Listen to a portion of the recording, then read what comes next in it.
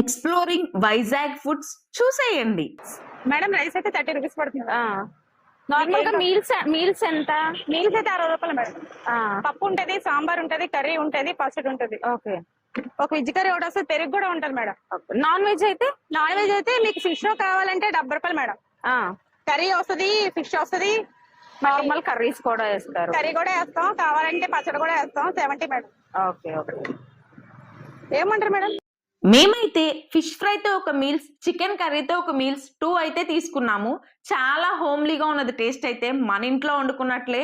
ఇంత gas shortage ఉన్నప్పుడు కూడా వాళ్ళు పొయ్యి మీద వండి క్వాలిటీ అండ్ క్వాంటిటీతో చాలా తక్కువ కాస్ట్ లో ఇస్తున్నారు. ఎవరన్నా వైజాగ్ లో ఉంటే ఒక్కసారి సచిన్ జంక్షన్ టెక్ మహీంద్రాకి దగ్గరలోనే ఉంటది, టేస్ట్ చేయండి. మీకు కూడా చాలా బాగా అయితే నచ్చుతుంది. నా మీద నమ్మకం పెట్టుకొని వెళ్ళేసేయండి, అంత బాగుంది టేస్ట్ అయితే. నార్మల్ గా మీకు ఎలా అండి బిజినెస్? పర్లేదు, బానే ఉంటదా? పర్వాలేదు మేడం, పర్వాలేదు.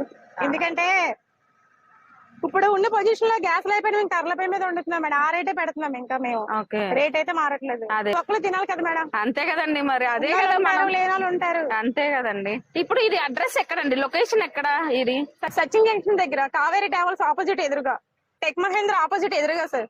ఓకే ఓకే అండి.